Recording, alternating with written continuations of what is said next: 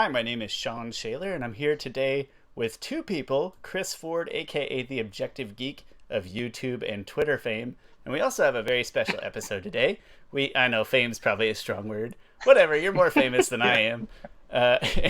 Hey, to prove how famous we are, we have actually brought on a special guest today. Her name is Jaimee, and she's going to join us for this episode because A, she is a self-proclaimed Zuko expert and big Zuko fan, and it's the perfect episode for that. We're talking about Suko Alone. Much love. And too much love for Zuko here. Too much left, in my opinion, probably, but we'll get to that later. And Okay. second of all, she's going to join us specifically because she is one of our tens and tens of fans out there on the internet, and we're really appreciative of her support and very grateful. So first of all, Chris and Jaimee, how you guys doing? Let's have an introduction. Yeah. Well, I'm thank you guys so much for having me on the show. Yeah, definitely self-proclaimed Zuko fanatic. So this is a really great episode, and I'm here for it. So thank you so much. We're just flattered that anyone would care enough to want to join us. Genuinely flattered. Chris, how are you doing? Yeah, I am. I'm doing great. Nice to meet you, Jaimee. I am Chris. Man, I never say my last. You always say my last name though. I'm Chris Ford. I'm sorry to give away your personal information on our popular podcast. That's kind of dangerous. I go by the Objective Geek. I do not know any other name. Sorry, I'll edit those out of the past episodes. I swear. Yeah. Next year. Please do that. But I'm really happy to have Jaimee here. So someone else that can be some sense into Sean about the greatness of Zuko. That's what this is an intervention, actually. It's a Zuko intervention. Yeah, like it or else. Chris, what's funny is I recall one episode where I said your wife's name because I was talking about how your wife and one of my other best friends share the exact same name. And I said her name, and for some reason I felt bad enough that I edited her name out because I was like, she don't want to be mentioned in our podcast. I leave yours in all the time. I don't care. She doesn't watch. She doesn't listen to this. I don't care if anybody steals Chris's information, but it's like, I'm not going to drag his wife into this. That's mean. So, anyway, Jaimee, we're super stoked to have you here. And we're very grateful, and I'm glad that we picked the timing very well, that you reached out and you're a Zuko fan. And this is going to be a great episode for you guys. It was amazing. Yeah. I feel like Toph just got, I just feel like I just got picked up in the middle of a random season, but here we go. Ooh, that's a deep metaphor right there. That's a very timely, appropriate metaphor. Ooh, yeah. I like that. We're gonna go and talk some Zuko stuff, which is always a good time. So I'm always down for that, to be honest. Well, temper your excitement first, because I like it when Chris uses this time to promote his latest works on YouTube, as he does many tremendous movie reviews, as you are probably well aware. Chris, what have you been up to on YouTube lately? Honestly, not that much since our last podcast.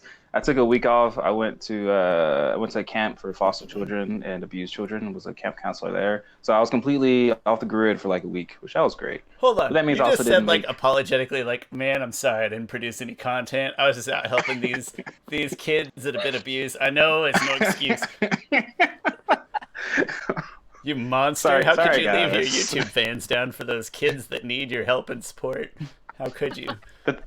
The sad thing is that I actually was still working on the video while I was there. Like at 9 o'clock at night when the kids go to sleep, the counselors get 2 hours to themselves, which I love those kids, deeply love them.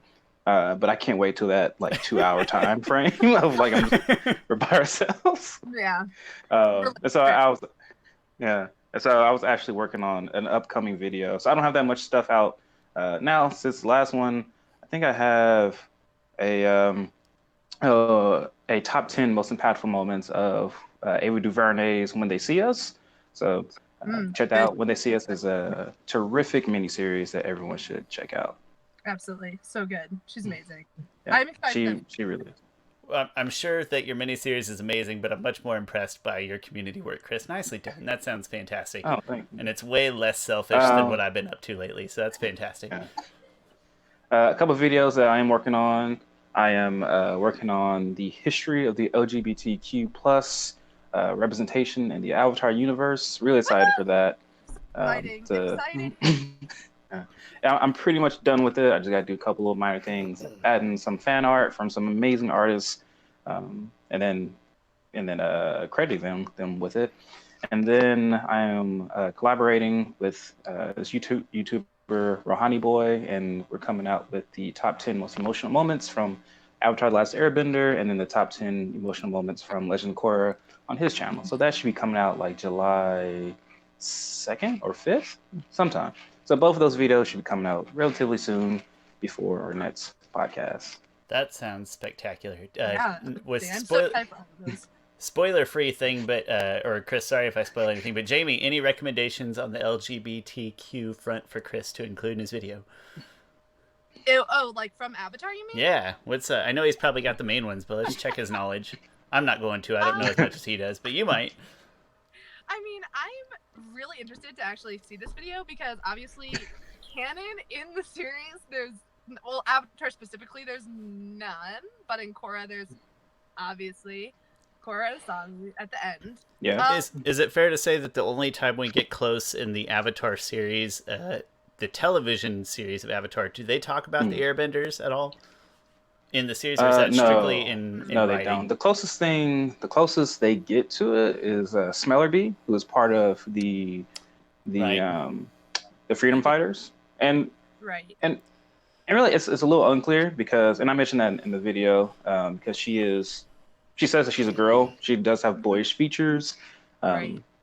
but I kind of say, oh, well, she's in there. But I also talk about Longshot's sentiment to her that it doesn't matter, what people think of you, like long as you're comfortable with yourself, that's all that matters. That is a really cute line. Yeah, absolutely. Well, yeah, and he says nothing, but he delivers so well. Yeah. Nonverbal communications. His long shot and his nonverbal communications are both on point. Yeah. Well, hey, that sounds like it's gonna be. Sorry, that is a terrible joke. It sounds like it's gonna be a really exciting video, and yeah. The only thing that I've seen, like, from the canon, there's not a lot, but I'm pretty well, like, as far as like the fandom goes, there's a lot of headcanons about the fact that Zuko is probably not straight, but we don't have any confirmation. But I often see that fandom lore, so I don't know. But I'm really excited to see that video. So we'll see, I guess. That's I make a couple theories on some characters. Zuko's not one of them, though. But spoiler alert. So I don't really delve into fan canon very often. So it's interesting to me to hear you say that Zuko may not be straight. It's just something I hadn't really considered before, to be honest. But like I said, I'm sort of, I don't want to say a purist on purpose, but for the purposes of our podcast, I haven't expanded beyond the actual canon TV series or some occasional canon literature. So that's interesting for me to hear. Yeah. Let me just throw in this one little thing then, because it is pretty popular within, I think this is actually where the headcanon came from, but apparently in Japanese lore or sort of culture, there was kind of a phrasing that had to do with dual swords, meaning sort of kind of going both ways. Like he wields two swords. Oh, that's funny. That's where that came from. That's really cool. It really caught on, and I personally love that headcanon. It's a lot of fun. The fandom has a lot of fun with that one. So I think that's where it came from. So are you suggesting that the blue spirit is like is like a way that he's expressing some of his inner feelings, some of his other feelings that he has to keep under wraps, maybe, or feels pressure to keep under wraps? Yeah, I think that there is definitely, and I actually have this in my notes, but I think that there is something to do with his anonymity in that stage. Interesting. And just having no expectations, especially coming from a royal family, from an imperialist government. Yeah. Hey, you're right. Little pressure there. Chris, hold on. Yeah. Chris, she took notes. Oh my goodness. We're so outclassed. That's okay. Chris has like an eidetic memory for this stuff. He doesn't need to take notes. I probably should take notes. Instead, I like to consult the wikis right before the episodes and just do a quick recap. Yeah. Hey, the Avatar... He doesn't even watch the episodes. I'm kidding, he does. I'm gonna... Who's never actually seen the show. Yeah. No, you guys blew my cover. I will say the people that maintain the wiki. Sorry, I'm blushing now that you guys called me out. The wikis are remarkable. The people, I know it's fans upkeeping those wikis for Avatar. They are enormously in depth across all official canon media from the creators. It's amazing, absolutely amazing. But so yeah, if you hear me say things that didn't come out of the TV show, it's because I read it on Wikia. But all right. Hey, I don't want to hold over any longer because we have some interesting questions to ask our guests. We're very excited for these, and it's part of the initiation into the group. You have to answer the difficult questions, such as when did you start watching Avatar: The Last Airbender, Jaimee? Well, Chris, you know what? You can answer too, but I think we probably know.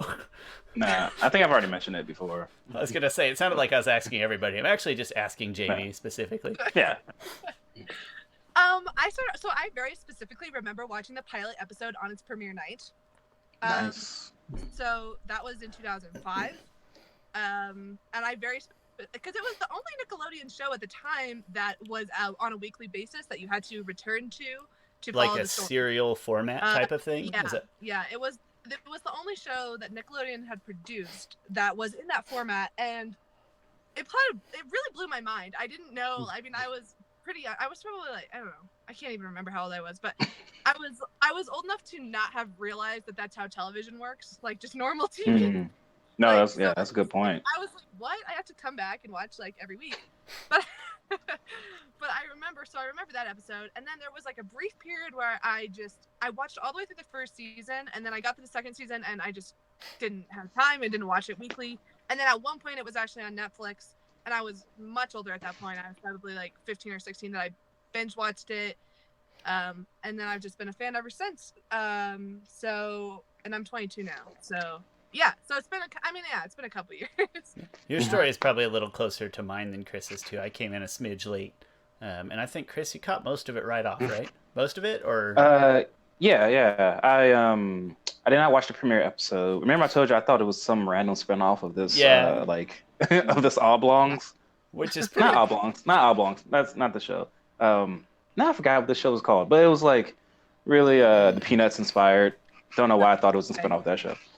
I have one random tidbit to toss in here about the serial concept, in that it's probably my third or fourth favorite cartoon series is specifically the Scooby-Doo Mystery Incorporated series from 2010 to 2013-ish. And they spend off the traditional Scooby-Doo format, and it's actually a serial Scooby-Doo. Like there's an overarching story and a greater mystery, and it's fantastic. I would love to do a show on that, but I think I was one of like only 10 Americans that watched it. I think it was mostly UK people. Scooby-Doo Mystery Incorporated, greatest Scooby-Doo series. I would have been the other part of that 10. Me and my roommate would have made 2 and 3 because we watched that show a lot. The serial one, like the part where the serial one. I love it. And there's one where they catch Fred with a magazine, and it's called Traps Illustrated, and it's got like a model holding a weird contraption. I'm like, oh, I love the humor in that show. Sorry, tangent, but it's just I think what I'm getting to that is I believe the success of Avatar as a serial sort of kids show format actually did have some inspiration on Hanna-Barbera, and I think that's one of the earlier ones they tried in a similar vein. So I swear I had a point there. Next. I think on Nickelodeon, the only other one I can think of is Wolverine and the X-Men. Was that show got? It was. Or was that? Yeah. No, it was on Nickelodeon, surprisingly. That is surprising. And then Disney bought Marvel, right? And they canceled it. Interesting. I didn't know that Fox. Right, what would have been a Fox property on Nickelodeon? Am I understanding that right? No, Marvel wasn't owned by anyone at that time, so it was just a Marvel property. Okay. Marvel was letting anybody be on anything. Interesting. Oh, interesting. Yeah, because Wolverine, X-Men Evolution was on Kids WB, which is WB owned thing, and so like you can watch, like Static Shock, which is I don't know who it's owned by necessarily, but it's like WB. DC does that, and then you have X-Men Evolution, and that's Marvel, and so but they're both on Kids WB. So at that point, Marvel was just like willy-nilly on what channels they put stuff on. Interesting. Yeah, that's interesting. I had no idea that was a thing, so thank you for that knowledge. Fun facts? Fun facts all around. That's the most knowledge-packed episode we've ever done. I think so. Jaimee, question number 2. What type of bender would you be? Which art would you practice? I 100,000% am a waterbender at heart. I have been since one. But you know, when I was younger and watching it, I was like, how would anyone like win against a waterbender? They're all amazing. As I've gotten older, rewatching the series, I have a lot of appreciation for the different fighting styles and for all the different elements, like what they bring to the table, way more than I did the first time I watched it. But yeah, I'm a waterbender. Chris, to be fair, I don't know if you've ever gotten to answer this question, have you? So I think you should take a shot No, at this I one. don't think I've ever answered. You know, I've recently been thinking a lot about it. Like, I don't know why. But because hashtag podcast, man. Yeah, because like I'm not as aggressive, you know, to be fire. I don't think. Like I'm way too laid back for that. Water, as much as I love the way water flows, I don't think I'm like that. Even though I'm very adaptable.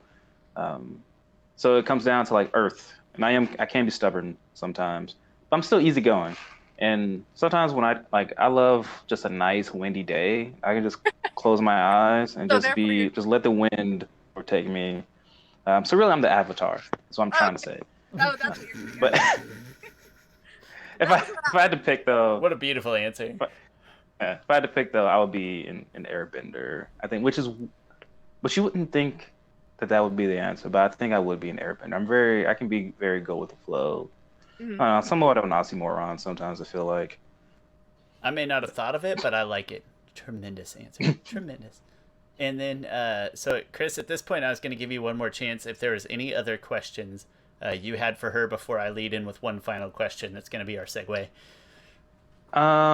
What ship do you hate most? What ship do you love most? Oh, good question. Oh my goodness. Oh, this is deep. This I deep. know this has to come from Twitter. Wasn't prepared for this. Yeah. Okay, so this is like, all right. There's two parts to this. So the ship that I like the most, the one that I think could be the most realistic, that could be canon. I'm a huge Zutara fan. That's fun. I know. I was like, we're not gonna do this again. I think that could be probably the canon ship that I enjoy. But you know, recently, you know, it's Pride Month. I've been reading some stuff. I really like Zuko and Sokka. That's a total crack ship. That would never happen in the show. It's just never ever gonna happen. What they call that, a Zaka? Suka? Sako? UKKA. I'm going with Sako. Yeah, that's a total crack ship. It would just never happen in canon. However, it's funny. Fun time. It's a fun time in fandom. But which one do I hate the most? You're not gonna like me for this. I do not. Oh gosh, already. I do not like Zuko and Mai. I hate her. I'm not. Oh, okay. Never mind. That's fine. Okay. I'm Chris, good with what that. did you think she was gonna say? I like her, but that relationship is just really hard for me to watch. I'm like, he just needs someone who actually cares. It's not even a relationship. That's garbage. Yeah. I don't think it's. I think it's the less healthiest relationship out of all the relationships in the show. Yeah, and I think kind of like thinking about Zuko's character, but like, he has just had no love basically his whole life. Like you can't be with this girl. That's a really good point. I did a video over if Sokka is the father of Suyin, of Toph's daughter, and so I've always been thinking about doing a video of like, all right, who is the mother of Izumi? I think you bring up some good points that I should consider. Which I went into it. Going into it, I already have an opinion on who that person is, but I'm not gonna divulge that. Save that for a spoiler or a teaser for another video. Yeah. All right. Yeah, I don't want these tens of people to know. Tens and 20s of Twitter fans. Chris, who did you think? You know, I'm gonna say it. I think it's Suki. I think you cracked. We got him. I did. I cracked. It took 5 seconds of not prodding him before he broke. Okay. Definitely not Earthbender material. That's for sure. Who did you think she was gonna say? Like you jumped out right away. You're like, I know. I thought she was gonna say Katara and Aang. Well, I like it the first time. was not a fan at all. All right, let me just say something, because you guys were not 14-year-old girls at any point, okay? But I was. That's fair. It's true. I was not. I don't know. You don't know me. You don't know my life. Oh, you're right. I'm sorry. Come on to our show and judge us. Just start hurling insults around. You're right. I'm sorry. But it's probably a fair thing to say. But the thing is that I just can't imagine any. I don't know. Maybe Katara is just the least shallow person ever. That's probably fair. But like, I don't know anybody that could have been romantically involved with someone 2 years their junior when they were only 14 themselves. And so like Blaken's statement, like the age isn't already an issue. Like, it's hard to work through these ideas with a cast of children anyway. So already I kind of have to push that past us. But it was just kind of strange. What about a 13 and 15-year-old? See, I think like I don't know. Girls kind of tend to mature a lot faster than guys. Granted, Aang was in a very special circumstance. You're talking to two 30-year-old men who still watch a cartoon for fun, so yeah, that's probably fair. In Aang's defense, he's actually 112 years old. See? Is that better? It made it. I actually don't know. That could be better or worse. Yeah, could be worse. No, I mean, I don't hate them now at all, but I don't think I hated them at first. I was just like, oh, this is unrealistic. And plus, I was a huge Katara fan, so I really thought that Katara was going to be a thing. So that really kind of like that was what was driving my emotions the first time. Now I think a little bit more. I think that if they do it in the live action remake though, if they're gonna expand a little bit, they have more room to work. I feel like, why not give those Katara fans, like, even if you don't plan to make it Endgame, like, just give them a little something, like, maybe like just try it out, see how it works. If it doesn't work, go back to Katara and Aang, like, that's totally fine. But like, I feel like it needs some validation. It's a great ship. So that's me on that. I did a casting video of for the Netflix series, mm-hmm. and for Aang, I cast Ian Chin from Fresh Off the Boat, and he's probably like 13 years old. Yeah. And then for Katara, I cast this actress named, Sienna Ugadong. She's been in a couple different things. She's on this Netflix show. Anyway, she's like 14. And then for Zuko, I cast Ludi Lin. Going back, I would probably recast Ludi Lin. But Ludi Lin is like 30, but he looks like he's 17. Like, he played the Black Power Ranger in Power Rangers, right? Yeah. So like someone's like Black Mirror episode, Breaking Vipers. Oh, is he? Okay. Good time. So someone wrote in the comments, I hate this cast with Ludi Lin. He's way too old for Katara. I'm like, I wasn't thinking about that when I was doing it. Like, I wasn't concerned about the age difference between a 14-year-old and like a 30-year-old, because I was really trying to hold Aang and Katara close. Right. Like, when it came to Zuko, I was like, because Zutara is not something that I even ever consider to be a thing. Oh, that's so sad. It's such a good show. That's why you're here on the show. You're here to add diversity, because I'm going to take Chris's side and say that's not something my parents. That's why you're here, is to represent the other side of the ship universe. Zutara is a huge fandom favorite. Oh, we know. So that's everywhere. I think it would be weird if in the live action they didn't even address it. Because I have a feeling they won't. So popular. I don't think they will. I think they're going to stick to the source material pretty closely. We're guessing here, right? But I don't think they'll touch it. I feel like they've got more room. I think they've got more space. Maybe they're going to age up the characters a little bit. That could help. We'll see. I don't know. It'll be. I'll be interested to see if your prediction comes to light. That's for sure. Yeah.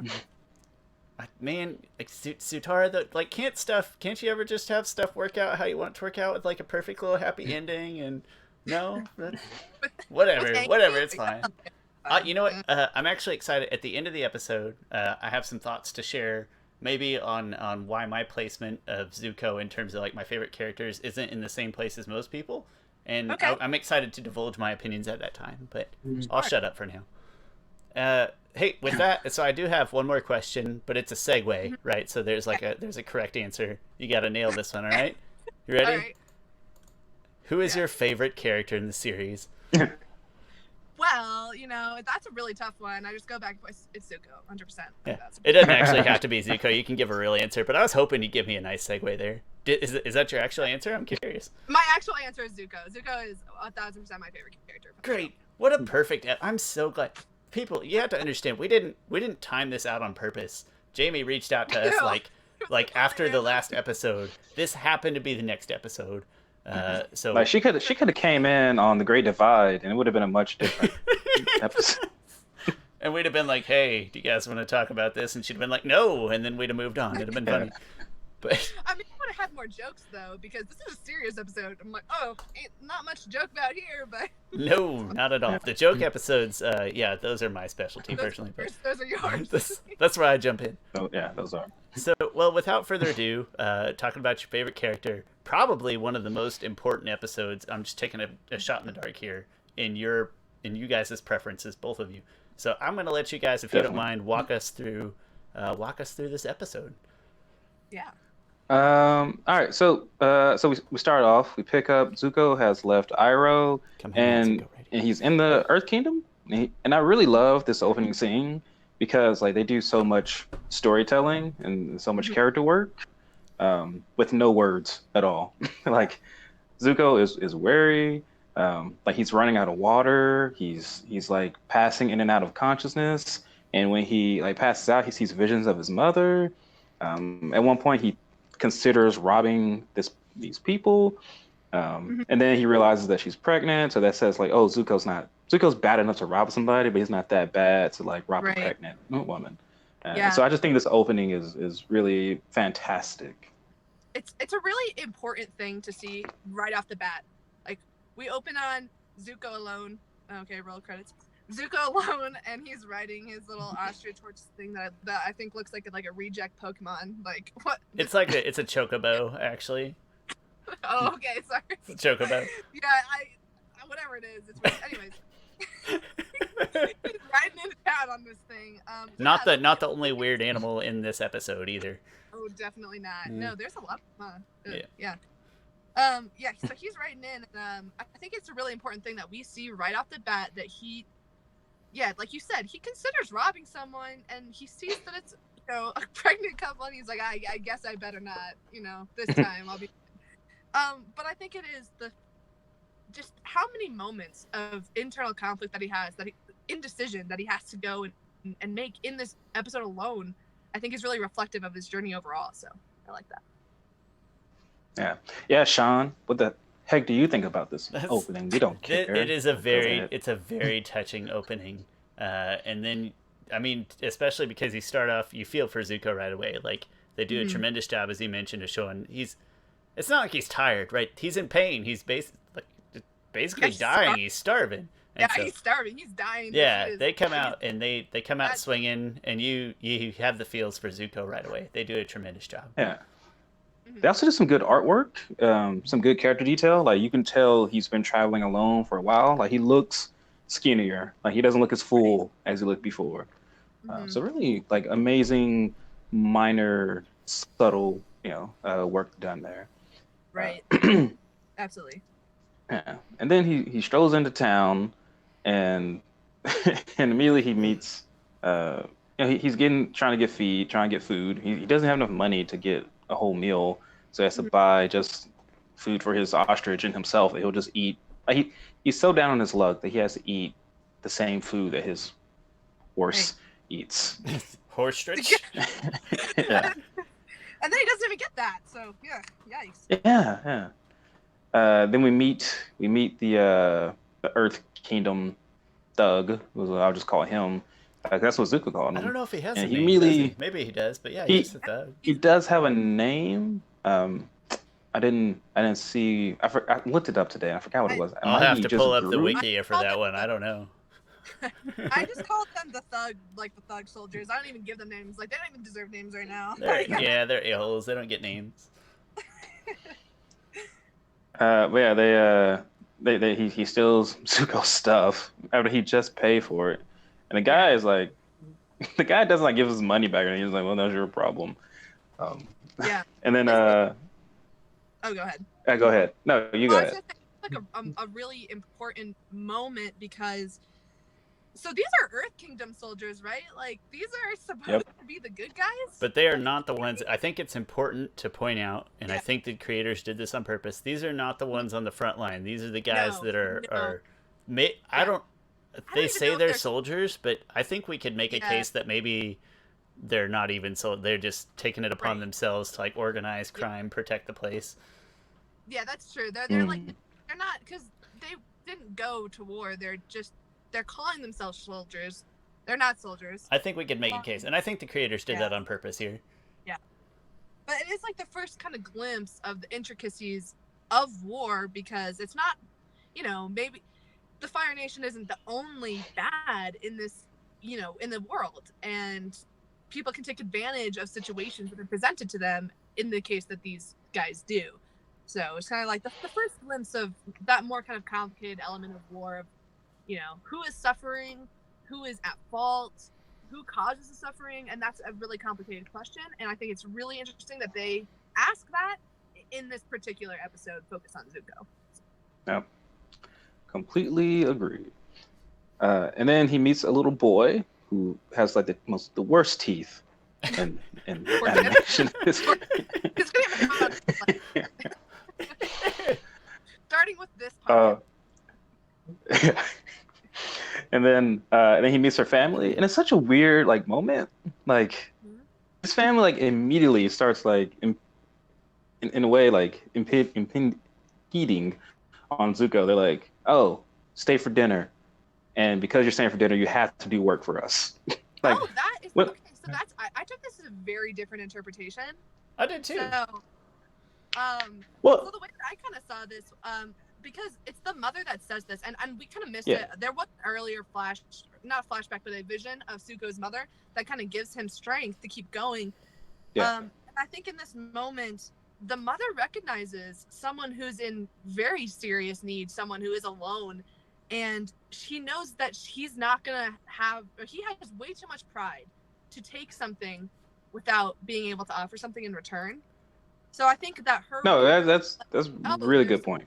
It's worth noting that he got invited to dinner because he protected the kids from the kid from the soldiers after he was through tomatoes maybe, and so I was actually like Jaimee, I was giving him some credit for that. Like he got to stay for dinner. I don't know if I felt like he had to stay. I feel like that was a choice or maybe a survival instinct. Like, hey, maybe if I help, I'll get a little more food. Yeah, I think it was having someone reach out to him and just being like, hey, like, well, I know you're not going to just stay, but fine, if you want to offer something in return, but like also, we all understand what's going on here. So yeah, a nice moment, I thought. Yeah. Much as I hate to do it, I'll give it's a credit. Yeah. No, actually, that's a good point. And the more I think about it, I feel like I'm going to take it a step further, in that they're sort of trying to replace their son. Like, that's nice. I'm going to jump way ahead, and like when the little boy is like, "Oh, are you going to stay?" Like, right, like like they see that they have a hole in their family, and they see that this kid, he's just a piece. Like he has no other structure around him, and he can fit with them. So you know what? You guys changed my mind on that little part. But Chris, It's that just was hashtag deep. Well done. It's just that in real life, if someone invites you to dinner, right? It's not like, all right, you come to dinner, but now go mow the yard. Well, like dinner's free. Like maybe if you were in the desert, starving, riding on the back of an ostrich horse thing, maybe you would feel differently. Chris, if you invite me over for dinner, I will be so grateful, but there is zero chance. I don't even like mowing my own yard. I'm not mowing your yard. I'll give you money or something. I don't know. Maybe if you don't have money to give, maybe that's where this turns. Yeah, true. But so he gets fully kind of initiated into this family, and then he sleeps there and everything. He sleeps in the back yard because he might be like pseudo family now, but he's not real family. You can't sleep in the house, which is good on them. You don't let strangers in your house. Good choice. Yeah. But then little boy finds the swords, and he's just like playing with them all willy nilly, like just about to chop his head off. Um, Yeah. until Zuko like shows him like, no, this is how you like really hold this. Like, and I really love like Zuko's like deep meaning on there. Also fun fact, I forgot where I read this at, but Zuko was actually trained in swordsmanship by it was in the Lost Adventures, I think, comic book. Oh, Zuko yeah. was trained by Master Piandao, who trained Sokka. Yeah. Which that's amazing. I didn't know that, but like, who else? Who else would be Yeah. there? He deserves the best. Is that a Sako ship beginning origin story? Is that where that comes from? That's where it is. That's where it is. That's the connection. Right. Oh, Like, there's hey. my comic book. Full circle today. Full circle. Yeah, Master Pie sees Sokka. Oh, hey, you know, I saw someone else came through here. So this is He a. had dual swords. He might be interested. You guys probably perfect for each other. Check him out. See, so much as this is a serious episode, there are comedic notes that I appreciate, and one of them is Zuko's like really shoddy craftsmanship on the work on that roof that they're patching. Yeah. And they make a point to like, A, he's struggling up there, he's not doing a good job. And then B, Lee's like poking him with all these personal questions while he's up there and he's already like having a rough time. And I feel like that's the dad's way of like taking pity, like, all right, he's about to fall off this roof not knowing how to use a hammer. Can you just like not ask him any more questions, kid? Yeah. And it just it's not meant to be comedic, but they do a nice job of it. It's got a nice they capture the kid pretty well, I think. I think they capture the kid asking those kind of questions pretty well. For sure. Sorry, I zoned out there for a minute. I went to go grab this comic book, and yeah, he was because Sokka in season 3, not season. Well, it's in this book, but it's during the time of season 3, of book 3. Oh. Sokka challenges Zuko to a sword fight. and Where is this? it is in right there, Lost Adventures book. Amazing. And Which most of it is canon. It's a great Sokka Zuko exchange. But anyway, Zuko says to him like, "Don't get your hopes up, Sokka. I started training with Master Piandao when I was just a kid, so I think I can take a beginner like you." And then they have a sword fight. Does it end, or did we get like the Toph Boomy thing where it gets cut off? Zuko is clearly winning for a while there, and like Sokka is on the floor, like doing his best Sokka face. That's a great Sokka face right there. Yeah. So good. So good. And then I forget how it completely ends. Oh, so it's kind of funny. It goes back to their first encounter actually, which is amazing. Zuko ends up disarming Sokka. Like he knocks the sword out of his hand, and then Sokka takes out his boomerang and throws it at Zuko, and then misses the first time, and then it comes back around and hits him in the back of the head, just like episode 1. That's amazing. I love that. What a pleasant callback. Amazing. Chris, way to cite your sources. Nicely done. I know, right? Yeah, that's how you do stuff. You're not just gonna toss facts out here all willy-nilly. We're educating people on this podcast. Exactly. And I happen to have the comic book right. That's also convenient. I'd have had to look it up on Wikia for sure. The mother of all sources. So anyway, the kid's playing with the swords, and then Zuko comes out, gives him some pointers that seem like they have some deeper meaning than just typical training tidbits. I mean, I think it's really nice. This moment is just phenomenal. I remember watching this for the first time and just like my heart like completely melting. Because at this point, you know, we haven't seen a whole lot of turn in Zuko. We see a little bit, but he doesn't really seem like the most kind person. So it's actually quite a shock when he doesn't come out and like yell at this kid and rip this kid apart.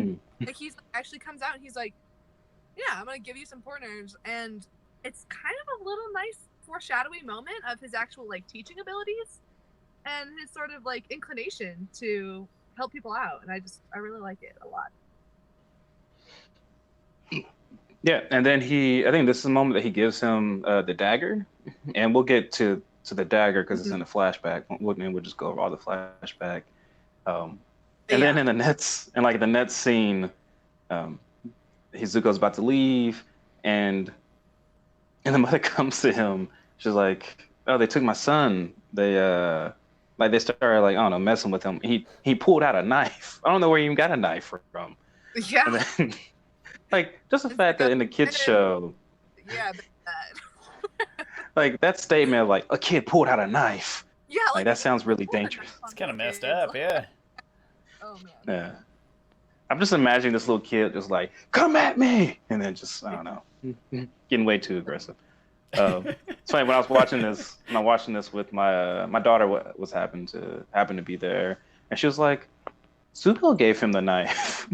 Yeah. I don't know why that was funny. I'm like, you're right. He's not owning it. Like he didn't tell the mother. Your daughter's not gonna pull any not. punches. She's gonna call him.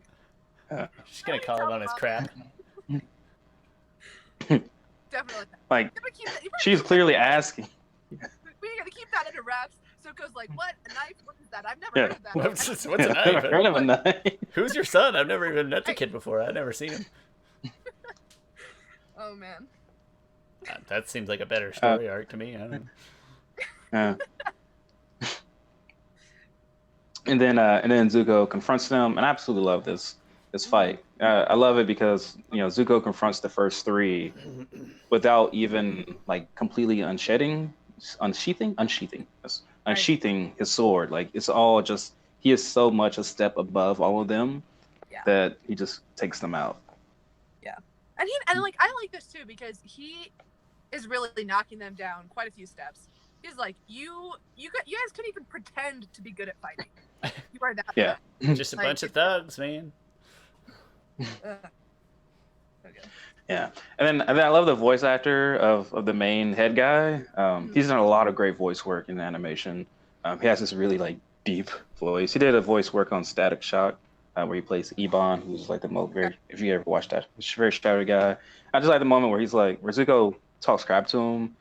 He's like, "You guys gonna let this fool talk to you like this?" Like he's completely ignoring the fact that Zuko's talking to everybody, and he forces these guys pretty much to go and fight him and fight his own battle for himself. Classic coward thug theory. Well demonstrated. Yeah, and he starts out like Zuko starts out this fight, like you said, not even all the way unsheathing his swords, but he starts out using his dual swords. And I think this is like a good time to point out this thing that I've sort of been thinking about rewatching the series as well. Like Zuko is arguably a better swordsman than he is a firebender. And like especially this point, I think. Yeah, like every time, right? Like after, book 3 is later, but like after seeing the Blue Spirit episodes and just all the stuff, those dual swords, like he's arguably better, and I think that there's like two kind of reasons for this that relate to the flashbacks. But like, for one, he's never gonna outbend Azula, at least not that, or maybe he will. Do we know? Yeah, I guess eventually, but like he doesn't really, he's not beat her yet, and so I think he's kind of looking for something that he can be better at her then. So I think that's one reason. Yeah, that's a good point. I just don't think that he ever really feels like he can outbend her, so he's just gonna do something else. And then two, though, I like kind of going back to what I said earlier, like the Blue Spirit anonymity, just having, he's under so much pressure to be this amazing firebender because of who his family is. And don't get me wrong, he's a great firebender, but he has this issue with having to be the best and having to, be just the most absolutely praised kind of person, and it gets in the way. But when he has the Blue Spirit, when he's using those dual swords, that's like completely him. That's just him doing what he needs to do in that moment. There's no expectations from anybody because they don't know who he is, and just not having that family name attached to him in that moment, and in this particular moment because they don't know who he is yet. He's really just good at it, and that's I think that's why I like him with the dual swords so much, because it's just it feels different even than when he's firebending. Yeah, it's really interesting because he still holds on to the dual swords. Like there's an image of them as adults, and he still has like the dual swords on his back, and so like, that's something he never gave up. And he probably learned it in secret. That way Azula wouldn't be like, "Oh, I want to be better at you than that." Oh yeah. He did not have Azula anywhere near those. Yeah. Like not at all. I wouldn't want to. This is my thing, Azula. Yeah. I wouldn't want to make like a sweeping statement because I think they demonstrate that firebending takes practice or something. But I think this is a nice demonstration of maybe where Azula has natural gifts as a firebender, and just the implied idea of that only certain people have bending and certain people don't, versus something that demonstrates Zuko's drive and something that he had to learn independently. So it's sort of like a training versus a natural talent potential thing, and I think that's a nice demonstration as well. That's really interesting. We're on to some stuff here, some real stuff to ponder. Is it safe to say this is our hashtag deepest episode yet? Maybe. Wow. Maybe. It's crazy. It's nice when you throw one more intellectual human into into this. That's what happens. Man, now you got two. Yeah, Chris and Jaimee. Let's be clear. Let's be clear. I don't want to confuse anybody. Yeah. I'm kidding. I'm just here for the funny episodes. That's all. I'm here for Boomy. Even if I didn't vote for it. I used to print my car for half a second, so I was gonna make a sound. Sorry. Okay, we're back. Sorry. Hey, this is Jaimee's dedication to the game. She's literally talking to us from not while she's driving. She's not driving. I'm not driving. I don't think she's driving. My phone is like, you're gonna die. Gotcha. Gotcha. Get it charged up. Hey, I should warn you. We talk a lot on this show. No, it's good. I thought I was like, oh, suddenly I'm at 20%. It's fine. But anyways, I'm excellent. Good. No, you're good. And then I love that guy using the hammers. Like that's a really good. I love when weapons are used as extensions of bending. So that was cool.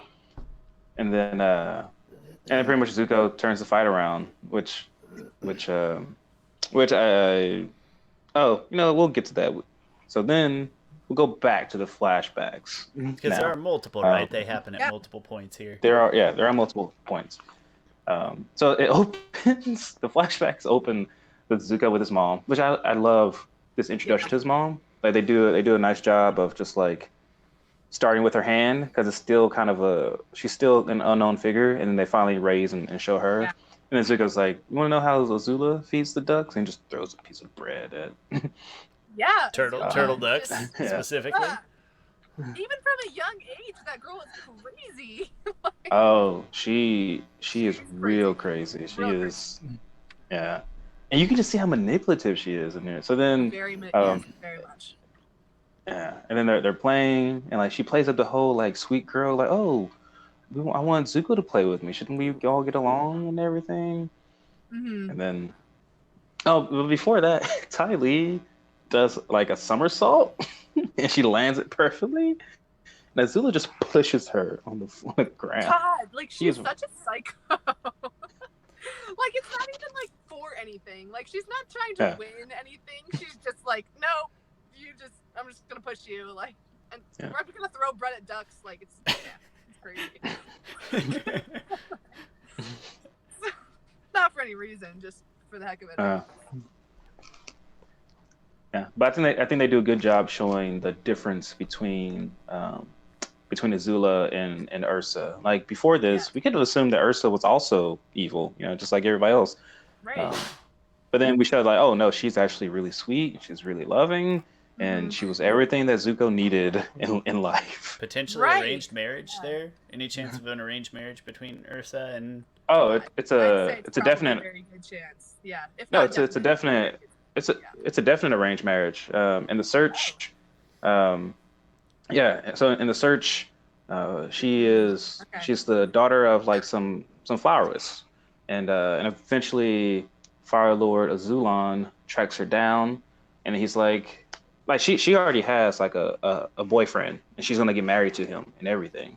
His name is Akeem, and so she's like really happy in love and everything. And then Fire Lord Azulon comes. He's like, "Oh, you're the granddaughter of Avatar Roku. Like, we've been trying to track his bloodline, and we want you to marry my son Prince Ozai, and together you will have like they've been tracking Avatar Roku's lineage because they can force them to create like powerful children who would be even more powerful." Mm-hmm. And so she had to leave her family. That makes a lot of sense. She had to leave her family, leave her fiance, And so yeah, it's a definite arranged marriage. Like she's not happy. She didn't choose to be with him. Mhm. Interesting. Yeah, very good. And I think it's interesting too that again, well, we know Iroh, like everyone, we like Iroh, I guess, but like this is another. You Fire guess? Nation What? No, I love him. I You love him. guess. I mean, What? No, I definitely Say. love Iroh. Hold on, I've gotta mute her microphone really quick. I'll be right back. I'm sorry. I didn't mean it that way. I mean, like, as far as he seems harmless anyway. Like, Fair enough. Iroh's an interesting character, but she is probably one of the first people from the Fire Nation that we see that's just not. That's like just very. She's very sweet. She's very kind. Yeah. Like, it's kind of this. You know, she seems out of place in this Fire Nation.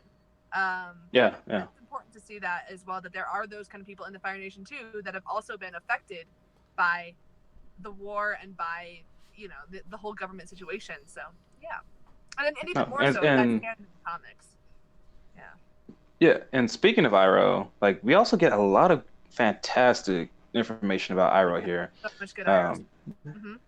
And so we see that Iroh, like we see him on the cusp of winning the war, essentially bringing down the walls completely of Ba Sing Se. He's breached them, like he's out there, he's on the front lines, and he writes a letter to them, like playfully saying, "Oh, it's a magnificent city. Hope you get to see it unless we burn it down." Like, and then they all laugh about it. Yeah, like they're laughing about, like it's so interesting on what such a different character, what such a different person Iroh was at this point in his life. Right. I did a whole video documenting the untold life of Iroh. Like, all right, here's everything that's canon. Here are things that I think that's happened. Like, why did he fight for the Fire Nation in the first place? Like, he's easily, like, because he thought this was good. The creators say that he was actually just naturally gifted at war, and so he just kind of went along with it because he was good at it. And well, yeah, I mean, think about how smart he is. Think about like his strategic mind is just probably unparalleled in the Fire Nation. Maybe my favorite, maybe my favorite video on your channel, Chris. Out of all of them, that's one of my favorites. Oh, well, good. Yeah. I wish I didn't. Sometimes I want to remake it because it's 16 minutes long. I'm like, people. It's 16 minutes of pure engagement and information. Go watch it. Good. Go watch it, tens of fans. Go watch it. Mom, if you're watching, go watch it. Just kidding. My mom doesn't watch this. Yeah. But then, I don't think my mom knows I do a podcast. It's really hard to get internet where my parents live. I don't know how good their internet is. I'm not going to lie to you. She may not be able to. They might still be on dial-up. No, I'm just kidding. Yeah, so you see Iroh, and he's infiltrating the walls of Ba Sing Se. And then like the flashback goes even a little further in time, where Ursa gets news that his son Ten has died, and like the way Azula reacts to this is like thing. Yeah, this is thing right disturbing. Here. Yeah, it's real bad. She tells Zuko like, "Oh, Uncle Iroh's not coming. Uncle." She says, "Uncle Iroh's coming home." And Zuko's like, "Oh, so that means war over?" She's like, "No, his son died, and he got all sad and left." Like, right. So, yeah. So jeez. This is really so already. So she's had some harsh moments in here. First, she actively says that she wishes Iroh would die, so that yes, become the new Fire Lord. So that's she's already just off the charts psychotic. But then we get this moment where she's saying, she tells Zuko that Iroh coming back from war as a result of his son dying is weak, and if it were her, or if it was a stronger person, they would go and burn Ba Sing Se to the ground out of revenge. And I think this is sort of some very ingrained toxic masculinity of this entire nation coming through in the form of this little girl, which is totally wild, but it's true. Like, I mean, what's happening here is that she's basically saying that this, violence, vengeance is the only solution to dealing with his son's loss. So that's just, it kind of really informs the rest of her character and sort of also the rest of Zuko's character, because this is the reaction that he's constantly getting. If something, he's not allowed to be upset about things, and if you're upset about something, or if you want to fix something, or you want something changed, the way to do it is with violence. And that's coming from the top. That is a product of what that nation is. Yeah. Just yikes. Shawn, what do you have to say? I can't stop thinking about what I'm going to say at the conclusion of the video about Zuko. So I'm spacing off a little bit, but all this contributes to it, I swear. All this is contributing to it beautifully. I'm going to hold in my words. All right. Teaser. Great analysis. Also, I'll chime in one thing, is that if there's one thing that makes Azula not interesting, is that she does kind of have that just evil for the sake of being evil vibe. That maybe, that you would argue the same for like Ozai too. That maybe if there's a flaw that gets pointed out with the series that I do agree with, it's maybe the villains being evil for the sake of evil sometimes. So you see it right away here. I kind of think that Azula being evil is more of a reflection of Zuko, really, because like Zuko's the older kid, right? And so like as a younger kid, you sort of look at what the older kid does and what feedback they get from their parents. You learn from that, and you either do the opposite or you do the same, depending on what feedback you want. So she sees that Zuko is merciful. She sees that can be kind, and so she sees that her father, who she looks up to, doesn't give anything positive back to that, and so she does the opposite of that. Yeah, I think. Which I'm going to plug my video again. There's a whole video I have of what drives Azula. But if I was good at editing videos, I'd put something in right here. Ready? Pause. And I'm sure it'll pop up there. Okay, great. Okay. I can do it myself, actually. We can do it straight from YouTube. Hey, good thought.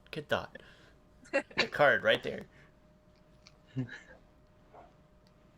I forget where we were. We're still in flashback. So we're in flashback, and then so they learn of Luten's death, and then like this is the most like Game of Thrones stuff that happened in the series. So much Fire Nation politics. Yeah. I'll let you go ahead and take this. Me? Yeah. Yeah. Okay. Well, he's not talking to me.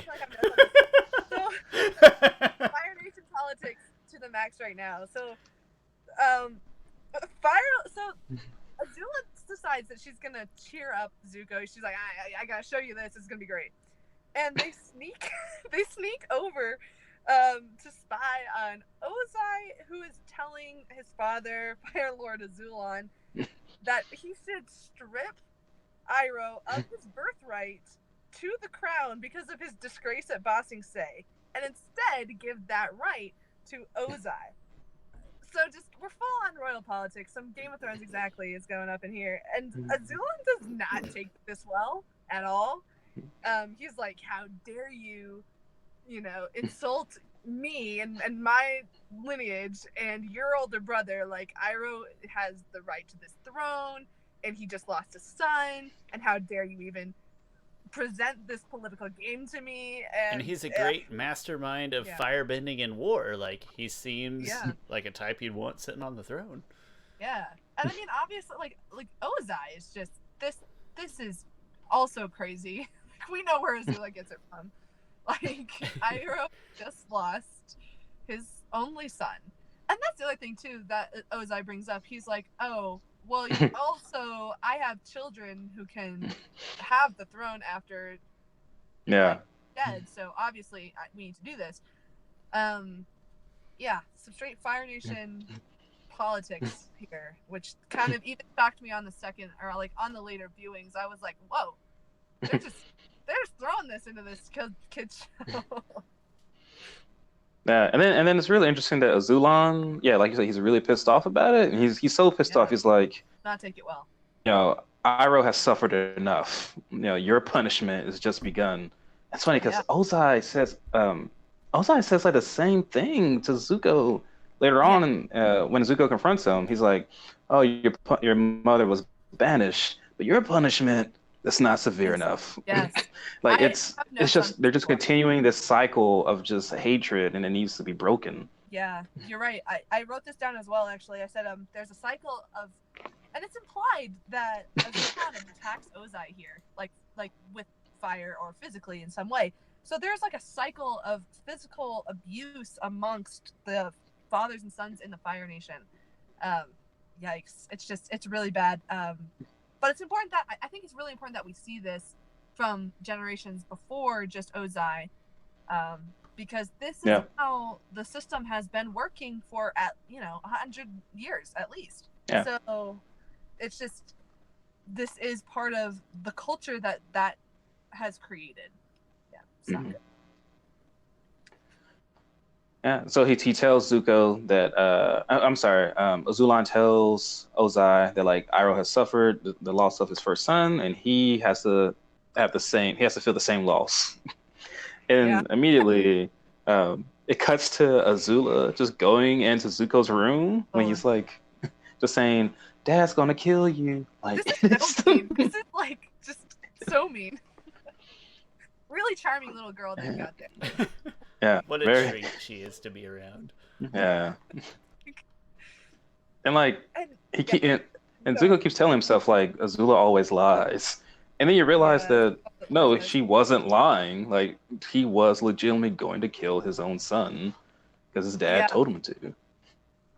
Yeah, this is a really tough moment because he has this. He says he's like, "Oh, father would never do that." But the thing is like when Azula's saying it, we are not sure either. We're like, "Oh, well, he might." Yeah. Like, you should At this point, we're not sure. Like, we're not sure what because. I mean, we're pretty sure Zuko's still alive in this episode, so I mean, that's kind of a hint. Well, I guess we're not sure if Zuko's alive or not. Spoiler alert. It's Schrodinger's cat. Makes it. It's Schrodinger's cat right now. We don't know. This is actually all a dream. What a cop-out ending. I knew it was crap. Just kidding. In that moment, we don't know if Azula. We don't actually know how right Azula is in saying. Yes, So Zuko does say that he's like, "Oh, father would never do that." And it's this heartbreaking thing because knowing what we already know, we're like, he might though. He might. Yeah, it's really heartbreaking.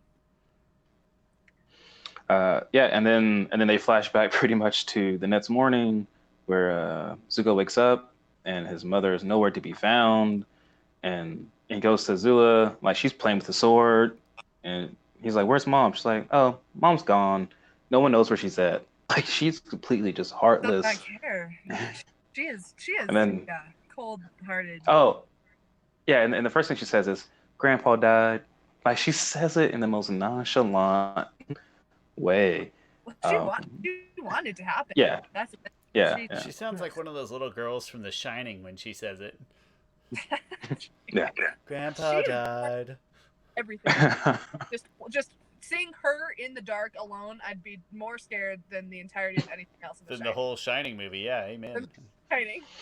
Yeah, and then Zuko goes and confronts his dad. Not confront. That's not the word. He just asks him where her mom is, and it ends like that. Like as an audience member, you have no idea what happened to Zuko's mom. Like you don't have any idea what happened to his mom until Ozai mentions that she was banished, and then you don't get the full story until you read The Search, and that's an amazing comic book. So yeah, I can validate as somebody who hasn't read the comic books. Like it's a blank slate. Total blank slate. I only know what Chris has told me. I haven't read.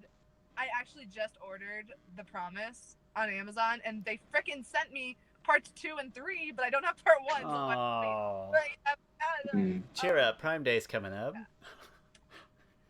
Little plug for Amazon. Yeah, sponsor this podcast. I wish.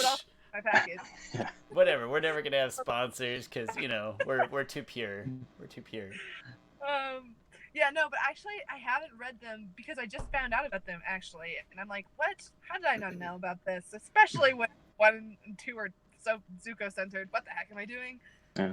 I'm about to resolve that issue. So. Well, they're great. The Promises. Well, I think the promise is better the since the first time I read it, because I think the first time I read it, I was expecting just something a little bit different. But the search Yeah. was amazing the first time I read it. I won't spoil it for you because it really does reveal absolutely everything that happens. That it fills in all the blank.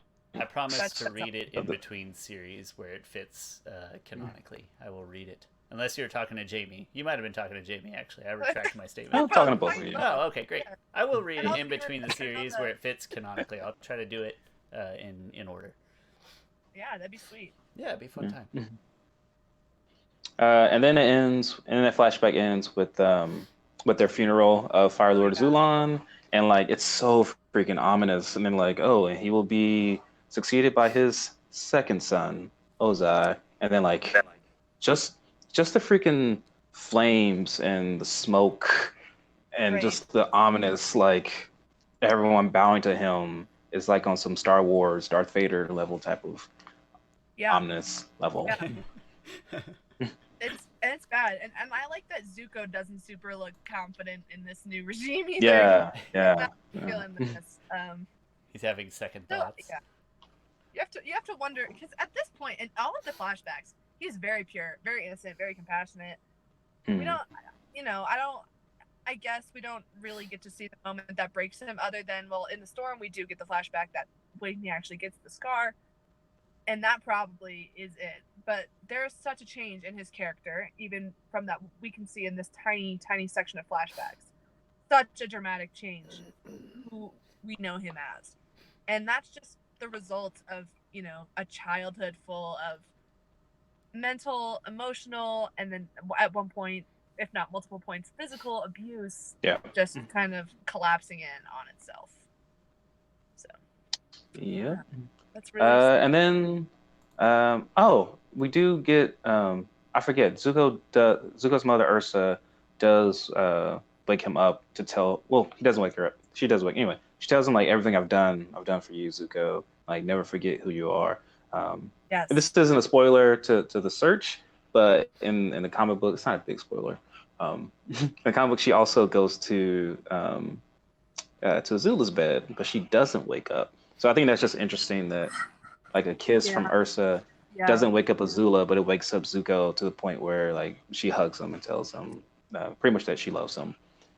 Yeah, and it's important to think about when this particular part of the flashback comes in, because that moment comes after he's not beaten by the earthbender, but he's on his back, he's kind of down with the count. He just got hit with a huge boulder, which, by the way, like there are times when I'm like, how could being an earthbender would probably be the best one. Like if you hit someone with a boulder, like they're probably not getting back up, but Zuko does get up anyways. Like, he has like this little rocky inspirational flashback moment. It's beautiful. He does. His mom, his mom. He said, like, this is really important actually. Like she says, never forget who you are, and in that moment, that's when he decides to firebend against the Earth Kingdom people, and he sort of has this moment. That's when he takes back his name. He claims it. He says, "I am Prince Zuko of the Fire Nation." And heir to the throne. Like he really takes that back in that moment. And it's sort of it's this constant. His whole arc, his whole issue as a character is, what does it mean to be the descendant and the heir of a nation that's causing this much pain and suffering. So that's an important moment, I think, for him, just to be able to take back that name and decide that he's doing it for the good of the villagers that have been oppressed by these people. Yeah. And then that fight, I think, gets even more amazing. Like Zuko loves doing these like foot movements. Like he does a little spinneroonie. And the fire comes up, and then just that cool. Do you think that Jaimee watches wrestling? Because I'm gonna take a shot at no. Jaimee, big wrestling fan? No, I'm not. I'm sorry. Well, I caught the reference, Chris. I appreciate it. I'm sorry. There you go. I am sorry. Big Booker T fan in my day. Big Booker T fan. And then he does like firebending with the dual swords, and like they're coming off a sword, and he beats the guy, and like even when he's done, like there's just steam emitting from the swords. Mhm. It's just such a cool moment. Yeah. At one then- point, but we then were going to count the number of after that- spinneroonies that Zuko did in the entire series, but you know, You, somewhere you that should fell count off. that. Yeah, That's important. it's his I- go-to move. I think it's at We're at I 3 for personally sure think right it's now, number. aren't we? Got to be at 3. I think so. Ding. Yeah. 3. Okay, there it is. Yeah, I love that. It is definitely a staple of the firebending ability, but also just of Zuko. He's got quite a personality. Like underneath all of that emo teen angst, he's a character. Like, I like that the footwork kind of gives him his own distinct style, and I think that plays into the don't forget who you are. So yeah, he pulls out the firebending, but he pulls out firebending his way, in the way that he's been trained and learned from his Uncle Iroh, and I think that's, maybe that's not what the creators were intending, but that's kind of what I'm taking from it. yeah, it's good. But then also like the moment immediate. Oh, this is really sad, but like, so he firebends. He says who he is, and the villagers that were rooting for him literally a second ago, just immediately turned their back on him. And Lee even tells him, "I hate you." He doesn't want that. He doesn't. Zuko tries to give him the dagger back, and Lee won't take it. And this is just, I think it's another thing, another byproduct of this really long extended war. It's 100 years, and by the way, Fire Nation is really not good at wars, because how in this war for 100 years and like not making any progress. The search for Aang siphoned off too many of their resources for too long. It was really a tough break for them. They just couldn't. That's a good point. Yeah, it's been rough for them, but there is such an ingrained hatred of the Fire Nation.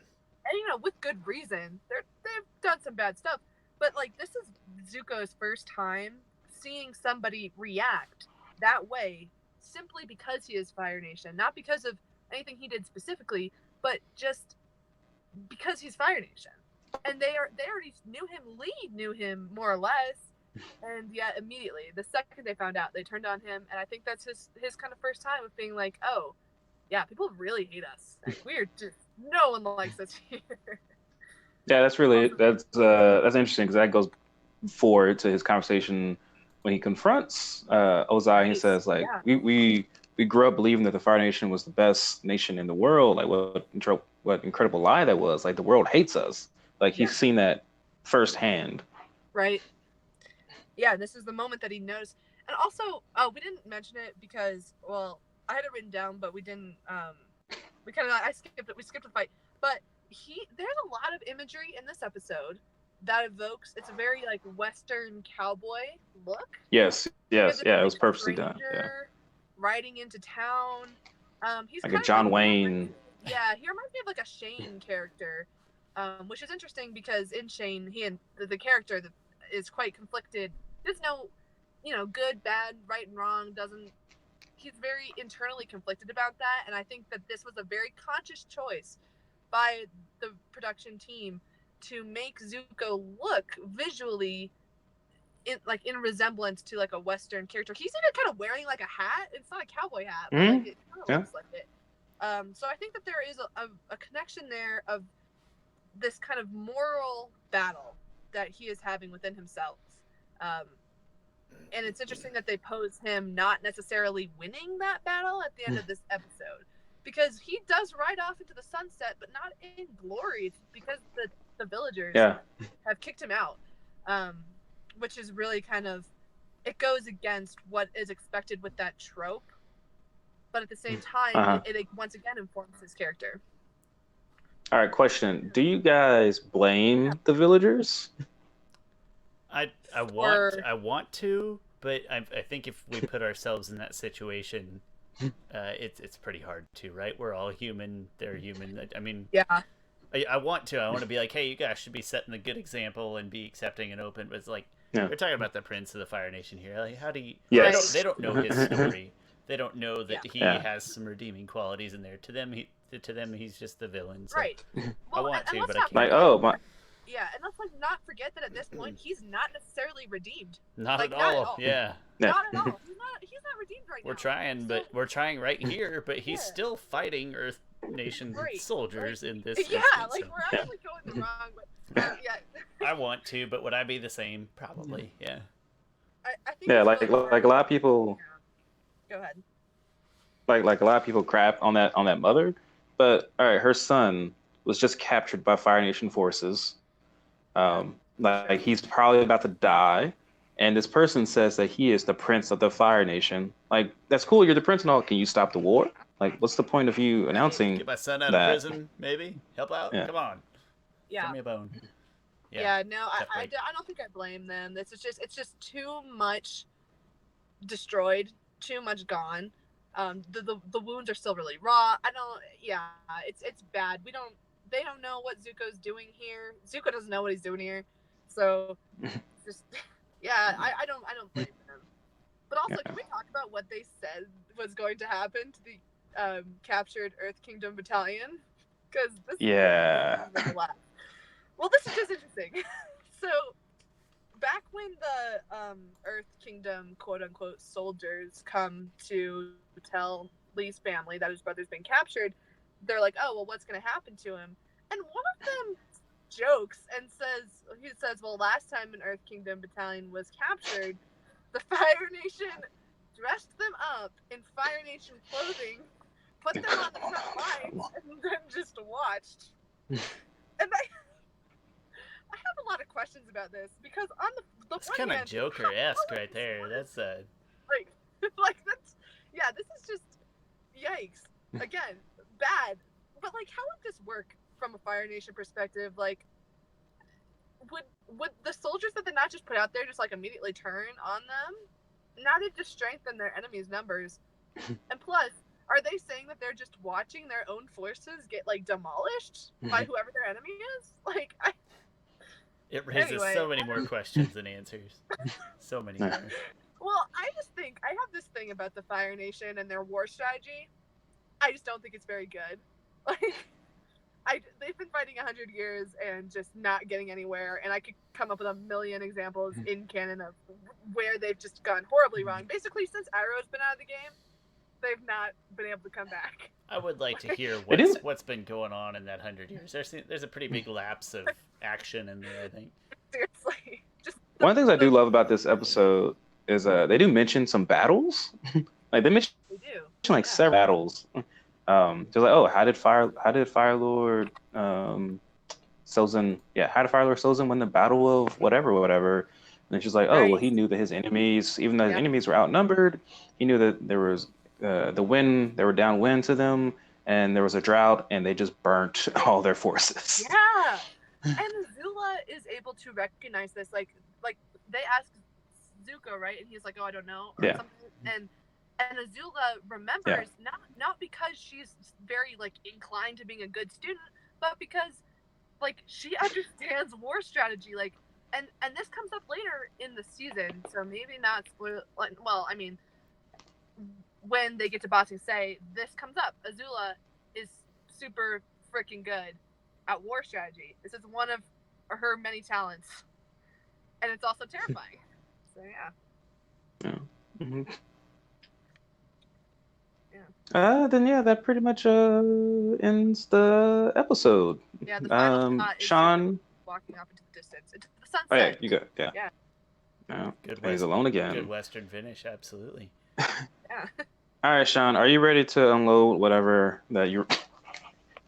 I say it as if your opinion doesn't matter. All right, whatever. I do, and this is important to me. Is that so we joke a lot about that maybe I don't like Zuko quite as much as anybody else. And this is probably as good an episode as any to bring it up.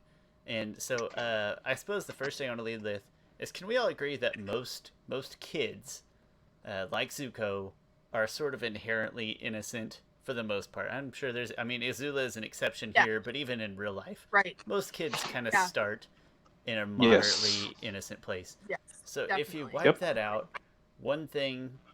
I think my favorite, we always give Zuko credit for such an amazing character arc, and it is, for such a great overarching story arc throughout the series. But he starts... Best arc in television history. Yep. Sorry. Yeah.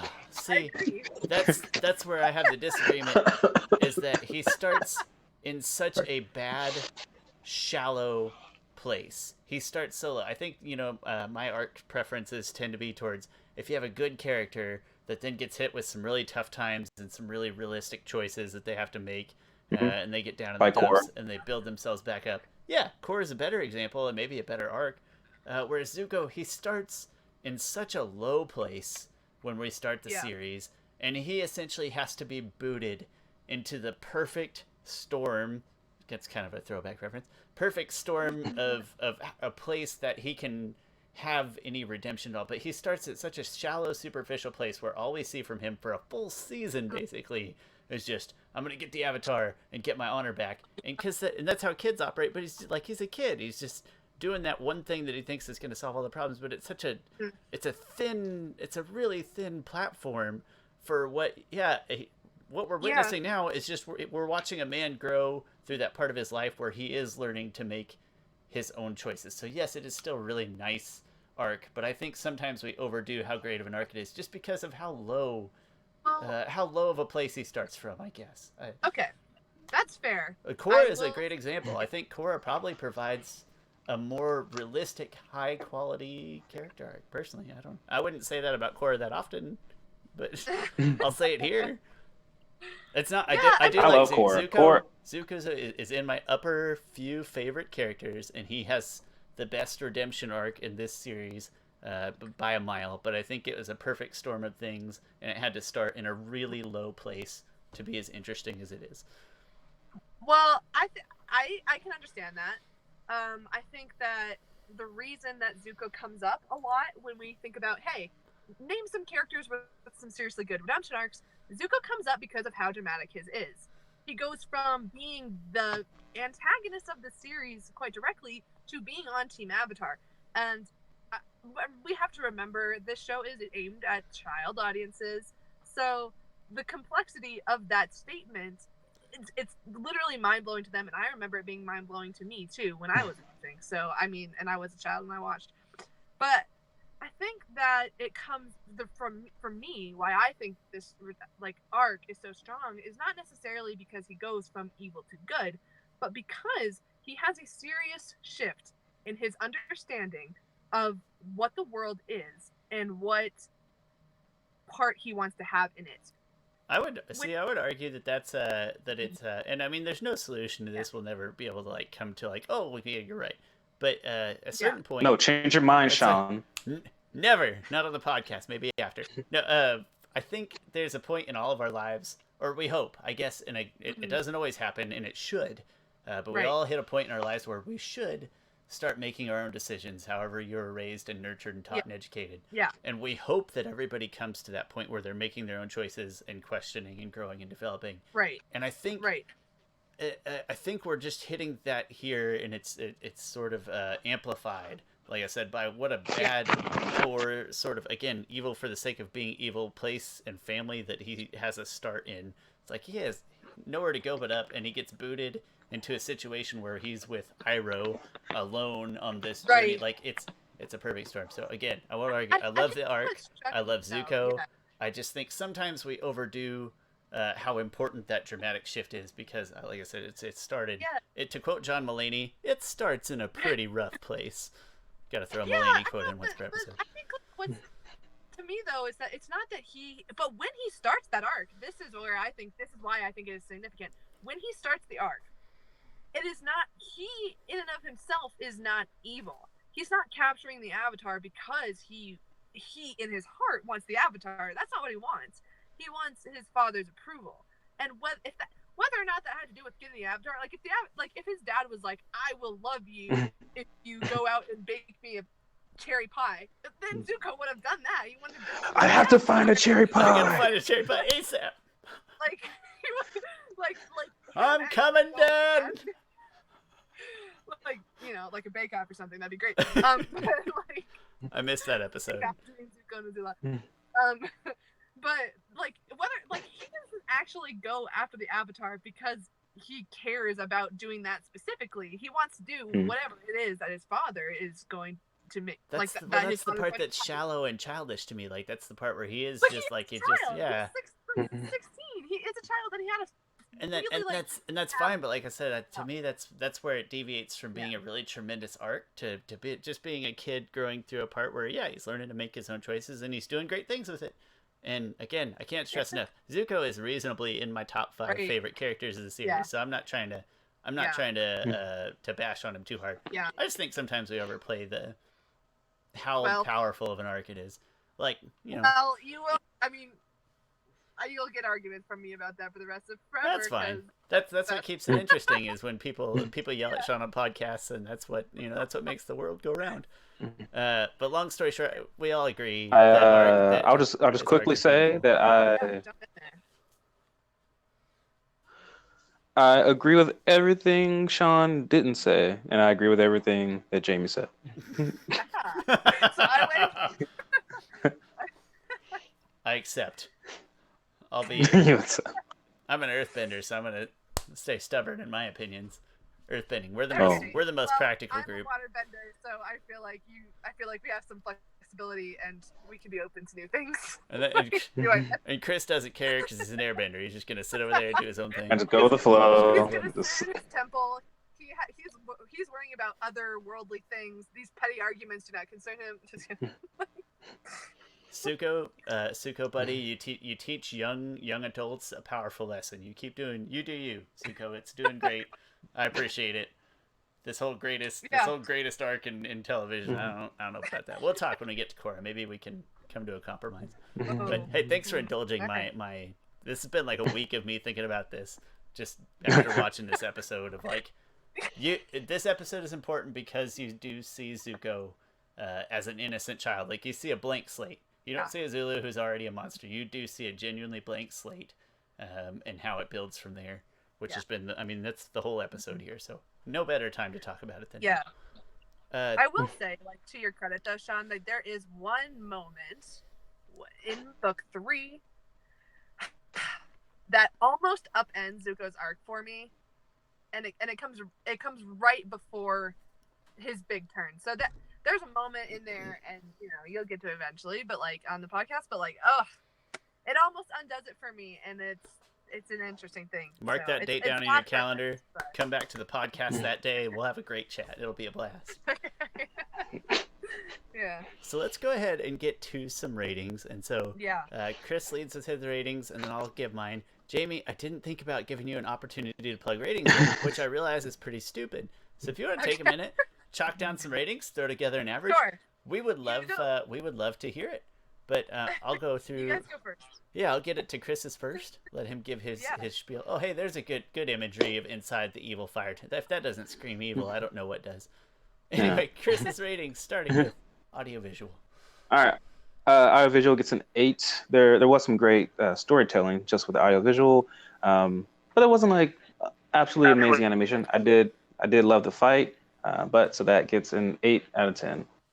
Story gets a 10 out of 10. This is just absolute great character work done here.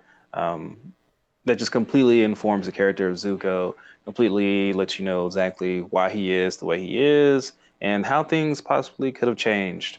So just really great story there. Also, we get a lot of information on Iroh as well. So the story for me, this is one of the best episodes when it comes to story. So memorable gets a 9 out of 10. This is Suko Alone. Like we learned so much about him here. It's so memorable. So that gets me to a weighted average score of a 9.2 out of 10. Very curious to see how wrong Shawn is here. We're pretty proportionate. I'm a little lower, but we're pretty proportionate. So audiovisual, I gave it an 8. I would make a case. We might both be underselling audiovisual here because there is some unique music. There's a lot of interesting detail and stuff. So we might actually be underselling the audiovisual. There's a lot of fun stuff going on here. Story, I gave it a 9. So you'll recall, you pointed out, like I said, we're proportionate, just kind of lower. Yeah. You pointed out before the cast that I did not care for the storm that much, pretty low on that. The difference between this and that to me is that this has a very good, interesting standalone story in it. It doesn't feel like filler. It doesn't feel strictly like exhibition. All these things, all these flashbacks play beautifully into the story that's actually being told. That's very important to me. It's a very good story by itself. So 9, good story. Memorable, 8. Just because it's a Zuko episode, it's just not something that I come back to very often. It's not something I'd want to watch all on its own. But 8, hey, there's nothing wrong with an 8. That's a good score. Mm-hmm. That brings me to an 8.4. So, pretty respectable, all things considered. Mm-hmm. Jaimee, would you like to spout out some ratings? Yeah. Audio visual. I think I'm gonna agree with the group here. 8 seems pretty. I think. I'm tempted to give it a 9 for the use of the Blue Spirit music when Zuko is out of Blue Spirit mode, which is cool. I didn't pick up on that. That's awesome. Yeah, I didn't catch that. In the fight, they do use the Blue Spirit theme. It's kind of coupled with something else that might be unique to this episode, but they do use it when he pulls out the swords. So I always love when that theme comes up. I think it's very like there's like a very like it feels like literature, but that's not the right word. But like it feels like it's like a motif, I would say, that comes through. So I love that theme. And I do love the Western imagery. So yeah, and I like the fight. So I think I'll give it a 9. Yeah, I'll give it a 9 for audio. I think me and Chris both might have undersold that one a little bit. Maybe. I won't take it back though. That's fine. Yeah. I mean, it doesn't have some of the bending displays that other episodes do. So yeah, I'm not going to give it a 10 out of 10. Fair enough. Story, I will give it a 10 out of 10. Yeah, everything that everything about this episode just really comes back to Zuko's character and what we need to know about him. And I remember the placement of this episode threw me off the first time I was watching, because I was like not prepared to care about Zuko as much as I did in that moment. It's also a harsh contrast from the episodes on either side of it. Yeah, very much in terms of the subject matter. Yeah. So I thought the placement of that just really caught me off guard, and it really was like, hey, now you need to start paying attention to this, because whether or not you like Zuko up to this point, you can't not feel for him a little bit after this episode. So for that, 10 out of 10. Memorable, I will also give it a 10 out of 10 for the simple fact that anytime I'm having a conversation with people about Avatar, people who watch Avatar, this episode comes up. Like they'll be like, oh, remember that episode that was just Zuko Alone? Like, what was it called? And I was like, Zuko Alone. Like, it's literally but there is this recognition of the fact that there are one-off episodes in this series which tend to be extremely memorable. This one, Tales of Ba Sing Se, the ones with Appa when he gets stolen, that now I can't remember the title of. Appa's last name. God. Yes. Interesting. Oh my goodness. Yeah, that is not what I thought you were going to say there. Hey, let's come back to that episode someday. Let's talk about that one. Oh God. That one's just really sad. I'm not a fan, but yeah, it's really sad. But no one's a fan of it. Stand out.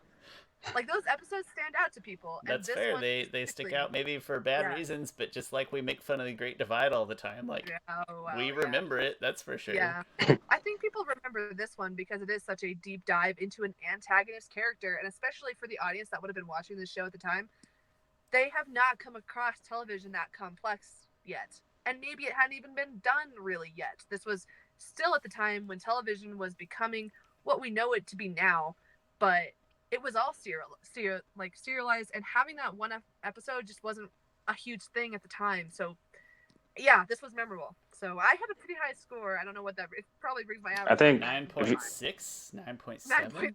I was gonna guess 9.7 if it was a straight average. Yeah, I think if it rounds up. And then I mean, especially if you weight the story heavier, she's like 9.7, 9.8. That's crazy. I think it's actually maybe it's 9.6. So yeah. Right, so 9.7, and then like I said, if you weight her 10 on story a little heavier like we do, then you're getting crazy. So our average score. We're in dangerous territory for how much I love this episode. I'm sorry, you can't come back to the podcast. You're too generous handing out those 10s. That's crazy. I know, that's especially crazy. On my first. And that's the thing. Like, this is like the first time I've been on this podcast, and normally I'm like a highly critical person, and normally I would not be throwing around 10s. I bet you say that to all the podcasts you talk to. You guys are my first podcast. Oh. And I couldn't have chosen anything better. It's been amazing. It really, what an appropriate start for it, though. Again, how well timed it all worked out. We're super glad you could be here. It was literally fate. It was destiny. I believe it. Had to happen. Well, this rounded out to an 8.8, but if you factor in Jaimee's scores, it gets pretty like hefty. a 9.3. And then if you weight 9.2. if you weight Chris and Jaimee's scores higher than mine just from knowing more things, then you're really starting to jack this one up. Long story short, we all do enjoy this episode, although it's pretty interesting to see. It seems like even between the two of you who both like Zuko, it seems like you enjoy it for different reasons, and that's pretty cool. Yeah. I like a bad boy. That's why. That's all it comes down to. Is that this thing where me and Chris weren't 15-year-old girls at one point? Is that going back? Is it harkening back? I would love to see the analysis on Zutara shippers and what their age were when they watched it and what their gender is. That would be a beautiful. We have to get this data. We have to send a survey to all the Zutara shippers we can find and find out what age they started watching the show. I'm gonna guess we were pretty young. I was pretty young. I was a hardcore Zutara shipper. But now that I'm older, I obviously see that Zuka is the better ship. That's the way to go. I'd like to know other like weird unrelated factors. Like if people are into the Zutara ship, like are those like cat owners? Are those people who prefer sit down restaurants to fast food? Like what type of people are those people? I'd be interested to see it all. That'd be fun. I mean, one factor for me is that I love that poetic symmetry. I'm like, ooh, water, fire, perfect. I'm also curious to see like what percent read Twilight and like young adult books, but Also probably Sorry. We have a thing in my house where anytime you talk about Twilight, if you're going to bring up Twilight in my house, you have to mentally relive that stupid scene where they're playing baseball during the storm. You have to sit and think about it and feel shame for knowing exactly what scene I'm talking about. You have to feel bad for bringing up Twilight in my home. That's a rule. It's a rule I made up, but it's a rule. The first Twilight movie has a small place in my heart. The other ones just are awful, and I never want to think about them. But the first one, it has a small place. As Batman fans, I think we're inclined to say that we have to appreciate something that came out of that movie, I guess. Robert Pattinson would do good. He himself does seem to be a talented actor, so I suppose it gets a nod from us in that sense. The thing is, Chris Stewart's also. I don't know how we start talking about Twilight on this pod. Anyway, Chris Stewart's actually a decent actress. Also, she wasn't one in that movie. Neither was he, but. As I say, they've gone beyond. I don't think her performance in those movies was very well regarded, but I think his was, right? I think people generally... I wouldn't say... I mean, based on the books, that character, she nailed that character. It's not her fault. Fair enough. I can't say I've read the books. I just saw the movie and all I can think of is that damn baseball scene. Ugh. Anyways. That new song. Supernatural Black Hole is a good time. I do like that. Dropping... that's heavy Twilight knowledge for me, absolutely. Yeah, I've never wanted fun Twilight facts on this, but we're gone there. Chris, we were open-minded today. We brought Twilight here into our podcast. We brought a Zutara shipper into our podcast. I blame. Put it on the record. I didn't bring Twilight up. I know it's my fault, actually. My bad. Right. Oh my goodness, Chris brought it up. To be fair, it is actually the second time that Twilight has been mentioned on this podcast. So, wow. If we're at like 30 points for John Mulaney, we're at 2 points for Twilight. True. Someday John Mulaney's going to tweet back at me, and it's going to be a spectacular day. I'm just going to start tagging him and everything and see what he says. Like, why is this random podcast about? We're going to show up in his 2020 special, and he's going to be like, these creeps from Kansas and wherever it is Jamie's from who started tagging me in these mediocre production podcasts. Yeah. We're going to be the butt of a joke. That's okay. I live for that. I would love to be the butt of a John Mulaney joke. At least, if you're going to be a butt of a joke, it should be a comedian that you appreciate. So I would absolutely take that. I agree. That's great wisdom. And they claim I'm a friend of the show. I don't know this show. They keep saying I'm a friend of the show.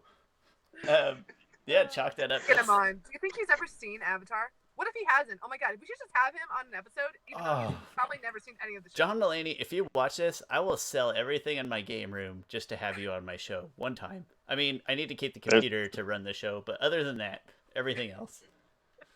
I actually don't think I would sell everything in here. I have a lot of stuff. You probably have more stuff. You're probably selling things for John Mulaney. Sorry. My Switch is not in the game room, Chris. My Switch is in a different room. And all of the Switch accessories. Those are the only valuable things. Like, I don't want people coming to rob me, but I think my stuff is worth more than like $5,000. I think. Ooh, nice. But, Well, like I said, everything valuable I own is in the Switch right now, and that's all in a different room. So I can say it with security. John Mulaney, I'll sell my room just to. You have to stay on for the full hour and a half, though. You can't cop out early. You gotta contribute like Jaimee did to this episode in a full capacity. Which, on that note, segue. Jaimee, thank you so much for being with us. Jaimee, who likes volleyball and loves Suko, and hey, also excellent Twitter follow. Jaimee, what's your Twitter? Can you remind me? Yeah, my Twitter it's just Jaimee Rindy, but spelled weird because my name is spelled weird and I can't help it. It's Jaimee. Never forget who you are. Never forget who you are. Jaimee. my name is Jaimee, daughter of so and so. Jaimee. Is it underscore Rindy? No, it's just Rindy, Rindy. So yeah, that is my Twitter handle. That is my name. I am currently writing for an entertainment site called The Game of Nerds. You should check that out too. It's fun. I post movie reviews and TV reviews and a lot of think pieces about sort of society and media in general and how our entertainment kind of rolls into this. So I mean, my Twitter's pretty wild. If you need additional movie reviews, I know a guy. Not me, Chris. Okay. Yeah. Not me, Chris. Speaking of Twitter, Chris, your Twitter is objective_geek on Twitter and the Objective Geek on YouTube. And my name's Sean Shaler, and this has been a tremendous episode. I have absolutely loved this. Absolute pleasure. So much, very flattering that somebody voluntarily chose to give up. What are we at? Literally an hour and 40 minutes of her Thursday night. Oh gosh. In her car. She's been in her car talking on her phone with us for an hour and 40 minutes. That's dedication to the game, man. I live for this. I literally live for this. This is what I would do with my entire life if I could. Oh. So. I would too, but I have to pay bills, so whatever. I would too. Yeah. We can dream. We can dream. It's a dream. One day we will be there. Hey, I'm all talked out. I don't know if you guys have any closing thoughts. My closing thoughts are all this is a very entertaining episode to produce with you guys. Any words of wisdom? I would say take this episode in mind going into the second half of this season and let it sit with you. Yeah. I have nothing. Thank you, Jaimee, a lot. This was absolute blast, and thank you for being here. And whatever. That's good. Whatever.